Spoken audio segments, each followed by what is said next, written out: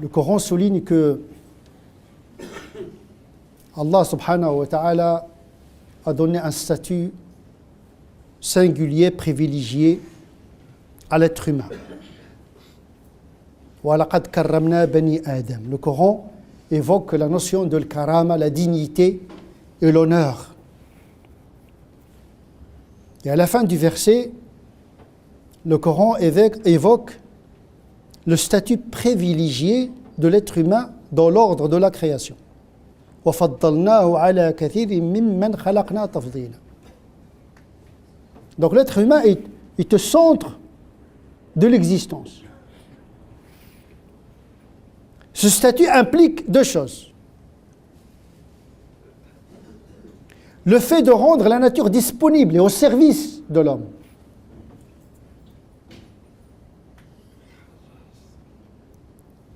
وَسَخَّرَ لَكُم مَّا فِي السَّمَاوَاتِ وَمَا فِي الْأَرْضِ جَمِيعًا مِّنْهُ. Il a rendu disponible à votre service ce qu'il y a dans les cieux et la terre. Tout cela de sa part. Un don gratuit.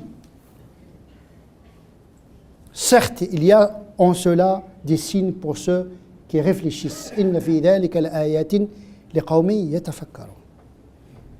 Donc le monde est fait pour l'homme et pas le contraire. Ce n'est pas l'homme qui est fait pour le monde, mais c'est le monde qui a été construit, bâti pour accueillir cet être humain.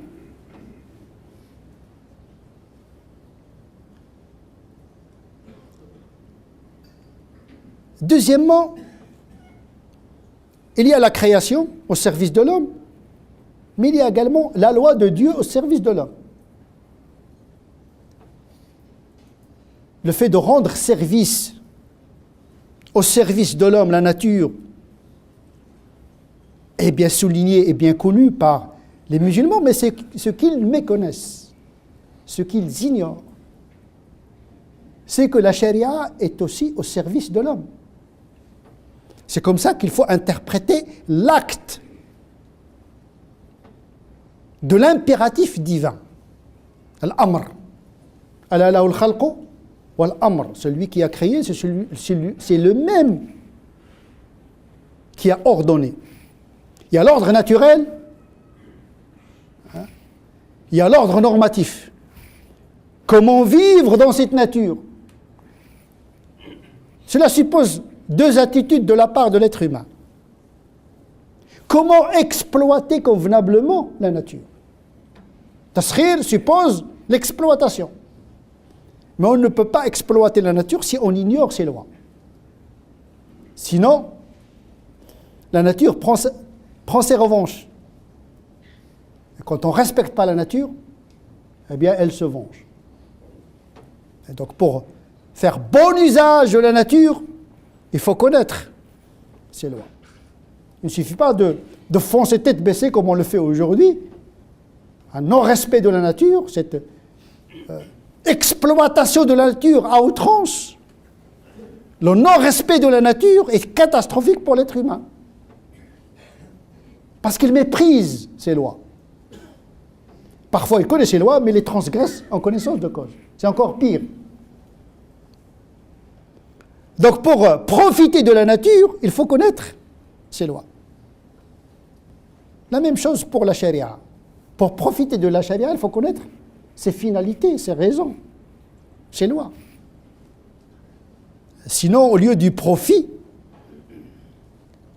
l'être humain va subir des dégâts et des inconvénients. Dans cette même nature, il y a des lois universelles. Mais il y a toujours des exceptions. Il n'y a pas une loi physique, biologique ou chimique qui n'admet pas d'exception. Il y a toujours un phénomène naturel qui n'entre pas dans le cadre d'une loi déduite par une théorie quelconque. C'est un signe de la part de Dieu qui signifie que celui qui a créé les lois, il est capable de les transgresser. pour que l'homme ne croit pas que les lois se gouvernent par elles-mêmes. Les lois ne se gouvernent pas par elles-mêmes. La preuve, c'est que ces lois n'expliquent pas tous les phénomènes. Et on dit que le pouvoir, c'est d'abord le pouvoir de l'exception. C'est un attribut de Dieu. Yaf'alu ma yasha wa yahkumu ma yurid. Attention, mais ce n'est pas de l'arbitraire. C'est le pouvoir de l'exception. Mais l'exception n'est pas l'arbitraire et l'abus. Il y a des lois naturelles, il y a des exceptions. Dans la Sharia, c'est la même chose. Il y a des lois. Le jeûne, la prière, ne pas voler, ne pas commettre le haram. Ce sont des lois universelles pour les croyants. D'abord, il faut connaître ces lois, c'est-à-dire ces raisons, pour mieux les exploiter à bon escient. Les interpréter dans le sens positif, dans le sens du profit, parce que la loi est faite pour l'homme et pas le contraire. Dieu n'a pas créé l'homme pour se soumettre à la loi, mais il a mis la loi à sa disponibilité, à son service. C'est comme ça qu'il faut interpréter les choses. C'est ça la philosophie de la pratique musulmane. Comment comprendre et pratiquer une loi de l'islam. On va essayer de l'appliquer sur les jeunes. Ces lois cultuelles, morales, juridiques, islamiques, ils contiennent toujours des exceptions. Les lois de la nécessité, les lois du besoin, etc. Les fuqaha, ils ont déduit des lois universelles, qawa'id kulliya, des lois générales, et puis des dispositions exceptionnelles. Parce que la réalité est imprévue. Et donc il faut faire face à ce qui est imprévu. Parfois, appliquer la loi, c'est aller à l'encontre de l'esprit de cette loi. Et donc causer un désordre sociétal. Comme le fait de manipuler la nature sans connaître ses lois, c'est créer un désordre cosmique. La corruption, les désordres, est une cause. Plutôt, sa cause vient de cet abus dans le rapport à la nature. Eh bien, à la charia, il ne faut pas qu'il y ait d'abus. Inna hada ad-din matin. La religion, c'est quelque chose de profond. Il faut y pénétrer doucement et avec intelligence. Et pour une bonne pratique, il faut deux approches. Connaître la loi naturelle, c'est-à-dire la loi naturelle de l'homme, parce que l'homme est gouverné par des lois naturelles. Il est comme l'animal. Il y a un animal qui nous habite. Et les lois biologiques sont les mêmes. Il faut les connaître. C'est ce qu'on appelle l'usa, la capacité. Quelle est ta capacité intellectuelle, génétique, physiologique, éducative? Il faut d'abord partir d'une bonne interprétation de ses propres potentialités. Et là, la religion renvoie l'individu à sa propre responsabilité d'estimer la nécessité qui fait loi. Pour un bon jeune, il faut donc deux approches. Connaître ses limites. Si on est malade, on est dans l'exception. Il ne faut pas être aveugle devant la réalité. Puisque la loi vise l'élévation, l'amélioration de la condition intellectuelle, spirituelle, morale et même économique. Normalement, le jeûne donne une certaine force. La nourriture fatigue l'estomac et l'esprit. Pensez toute la journée à brouter. L'occupation de l'animal, c'est de manger tout le temps. Quand vous voyez des individus, il n'a même pas fini le suhour, qu'il pense à ce qu'il va manger le soir, c'est que normalement on doit oublier de manger le Ramadan. Normalement, on doit faire abstraction de cette préoccupation qui occupe l'esprit aux dépens de l'activité intellectuelle, sociétale et spirituelle. Le jeûne, c'est une libération qui nécessite un effort et une énergie. Comme toute loi a besoin d'une énergie, d'une force. Mais la force qu'exige l'islam pour accomplir le jeûne n'est pas une contrainte, à ne pas mélanger le djihad, l'effort, avec la contrainte. Ce n'est pas un haraj, parce que le haraj n'est pas voulu par Dieu. Ce n'est pas une contrainte arbitraire, une épreuve absurde, uniquement pour tester votre foi. Non, vous êtes déjà croyants. Dieu n'a pas besoin à tester votre socle primordial de la foi, dans le sens premier de la foi, parce qu'il y a une autre définition de l'iman qui est plus élevée que l'islam. Mais nous parlons de l'iman, de la foi, comme un assentiment du cœur. Tasdiq. Kutiba alaykum as-siyam. Donc il ne s'agit pas d'éprouver votre iman, vous l'êtes déjà. Sauf que la prescription du jeûne comme une loi spirituelle et morale, elle doit être effectuée dans le sens d'améliorer la condition de l'être humain. Parce que Dieu veut que l'homme grandisse. Rabb, yurbi, fait grandir. Rabba yarbu, wa Rabb, c'est la même terminologie. Le Rabb qui est Dieu, c'est comme quelqu'un qui éduque, qui élève. Donc le but c'est d'élever l'individu, pas le mortifier, le contraindre inutilement. Mais il faut connaître ses propres limites. Il y a la faim capricieuse, il y a la faim physiologique. Il y a deux formes de faim, parce qu'on est conditionné à manger à midi, donc il y a un déclenchement de sécrétion gastrique automatique, mais ça c'est une faim culturelle.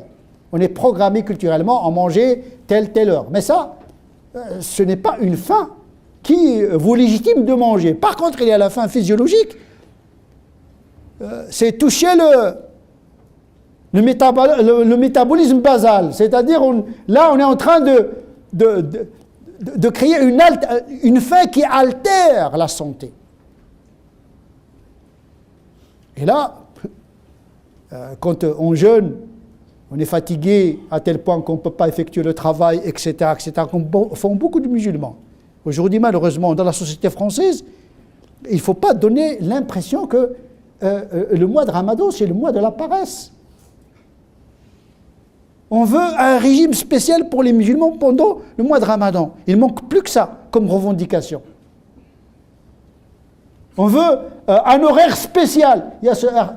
Ou bien tu es capable de jeûner, ou bien tu n'es pas capable de jeûner. Tu n'es pas à altérer le rythme sociétal, économique de ta société. Tu dois faire l'effort, mais tu dois bien jeûner. Le problème, ce n'est pas dans le jeûne. C'est qu'on ne pratique pas les lois du jeûne. Le fait de veiller inutilement le soir, au lieu de se sevrer des excitants, on compense le soir, alors que le but c'est de se sevrer des addictions. Et au lieu de fumer d'habitude pendant la journée, on trouve des gens qui fument une boîte de cigarettes le soir, ils en fument deux.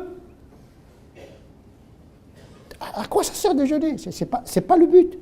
Le but c'est de diminuer l'addiction. Parce que l'énervement, la fatigue, ce n'est pas par manque de nourriture, c'est par manque d'excitants. Le thé, le café, tous ces excitants-là, c'est le moment de se sevrer de ces excitants qui empêchent un rapport sain au corps. C'est-à-dire votre pensée, votre énergie, il est lié à des molécules. La théine, la caféine et la nicotine. Donc il y a des lois biologiques à respecter. C'est-à-dire qu'il y a un effet biologique, médical, positif du jeûne. A dit le prophète sallallahu alayhi wa sallam. Mais il faut jeûner bien parce que le jeûne c'est un art. C'est une hygiène. C'est un mois de calme et de sérénité, pas d'excitation. Ce n'est pas un mois de Ramadan. Ramadan c'est le bruit. Il faut savoir jeûner. Il faut respecter les lois du jeûne. Sinon, cette pratique n'aura pas son effet, c'est-à-dire l'élévation spirituelle et la rectitude de la pensée et de l'action. Connaître ses potentialités, le wus'a. Est-ce que je suis capable ou non? Et quelles sont les raisons de cette incapacité? Est-ce que c'est justifié ou pas? C'est à l'homme lui-même de prendre cette responsabilité. Celui qui est malade. Mais il n'a pas dit l'intensité de la maladie, quel type de maladie, parce que les gens ne sont pas égaux devant la maladie, devant la douleur. Même celui qui croit que s'il jeûne, il risque d'affecter sa santé. Donc là, la probabilité entre en jeu, parce qu'il faut conserver le corps. Il y a une seule condition pour accepter la dérogation, c'est de ne pas transgresser volontairement la loi. Comme ça, par caprice et par faiblesse. Par faiblesse morale, pas par faiblesse biologique. Quand on a une faiblesse biologique, ça se comprend. Mais la faiblesse et le relâchement moral, il n'est pas excusable. Et si par malheur, le musulman ne respecte pas, il y a toujours des sessions de rattrapage. On rattrape, on restaure. Parce que c'est prévu dans le dessein de Dieu, les dérapages, les non-conformités à la loi. Le repentir, il répare la transgression. Et donc, deux notions, c'est connaître ses potentialités, les lois biologiques qui gouvernent chacun d'entre nous, mais également les finalités du jeûne et comment on doit jeûner. Il s'agit de se priver d'un seul repas. Ce n'est pas grand-chose. Et puis, c'est un mois où on se débarrasse de la surcharge pondérale qui est une catastrophe. Il y a des gens aujourd'hui qui paient beaucoup d'argent pour perdre du poids par ce qu'on appelle le jeûne thérapeutique. Mais tu as le jeûne thérapeutique. C'est Dieu qui est ton thérapeute.